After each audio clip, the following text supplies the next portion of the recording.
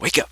This video will cover computing NPV and IRR on the BA2 Plus. So basically just dealing with uneven cash flows, and that's really the only trick on this, is just how to put the cash flows in.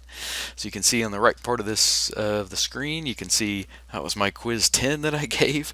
I basically just gave them the cash flows and told them to compute the IRR and the NPV after we'd already done it, and so you would think they did really well. And we'll just leave that alone from there. Alright, so for this one, cash flow 0, the initial cash flow is a negative 10 million, then cash flow 1, you can see what they are each year. And we're just going to put those in the calculator and go from there.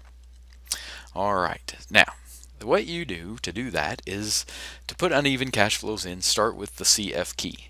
When you push CF, it's going to ask for CF0. Certainly in some cases that may be 0, so you can always just leave it, but in this case we're going to have to put in a 10. So we're going to use the 10 million. You can put in all the zeros if you want, but I would rather not. It's just a lot of typing. And to make it negative, you're going to use the plus or minus key. Don't do minus 10. It's just not safe. So put 10, hit the plus or minus, change the sign to negative. Make sure you push the enter button at the top of the calculator, and that will give you cash flow 0, and it puts the equals up. Then scroll down and it will ask for cash flow 1. Well, cash flow 1 is 2 million, so we're going to push 2 and we're going to enter that. And then when we scroll down, it's not cash flow 2, it's FO1, and that stands for the frequency of cash flow 1. And that would be it defaults to 1, so you can see it's already at 1, and that would be the number of times in a row you get that exact same amount. Now there's a couple ways you can do this, obviously. If you'll notice, in this particular problem we get 2 million for each of the first 3 years. So you can put 3, just hit 3 and enter, and that will be fine. If you do that, however, and we can do it that way, and we'll do it the other way. If you push 3 and then enter, the only downside is when you scroll down, it's going to say cash flow 2 because it's looking at the second different cash flow. Now, even though we're really up to cash flow 4, that can get a little bit confusing.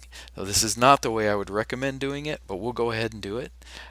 Cash flow 2, or the next different cash flow is 3, and so you would enter, and if you go down, well, I'm going to get that 2 times in a row, so I'm going to enter that twice, and then I'm going to go down and it's going to say cash flow 3, and I'm going to push 5 and then enter.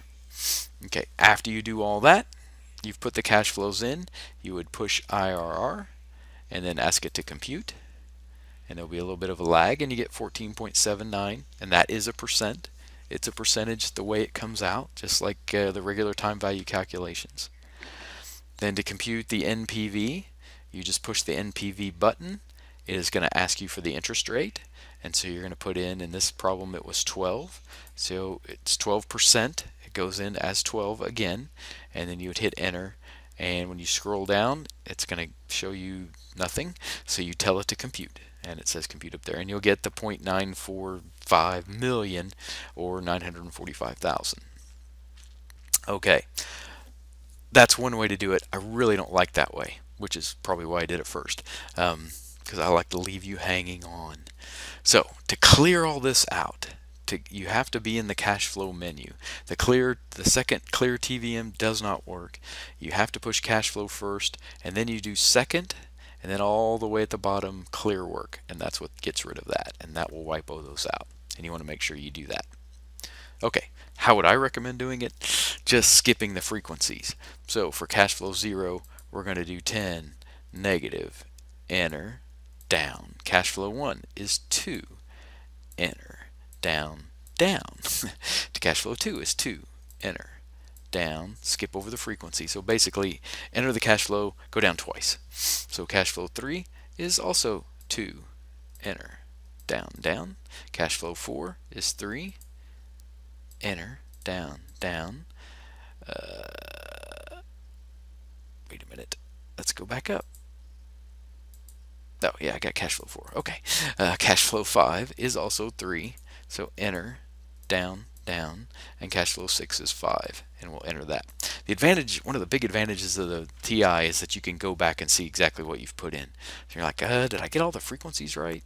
So all the frequencies are 1, all the Fs are 1. We're probably going to be good. And you can stop at any point and then just go to the IRR button. Again, it's going to ask you to compute. So hit compute and 14.7929. So we got exactly the same thing. And then we'll push the NPV button. It's going to ask for the rate. Hit the rate, put in 12 again. Make sure you push enter. A big problem is just typing in the rate and then going down. And if you don't hit enter, it's going to leave a 0 in there. And so it's just going to add all the cash flows. Now if you go down, it'll say NPV. You push compute, and there it is, 0.9456. And if you want it back in millions, just multiply that answer by 1 million and hit equals, and there it is, $945,652.94. So it's very simple. It's a little bit slower than the other calculators. The advantage of the BA2 Plus is that you can review and you can go back and change cash flows if you messed up with the HP or something. You're pretty much, you don't know what you put in. So that's basically it. Good luck with everything, and if you have any questions, try watching the video again. That might help.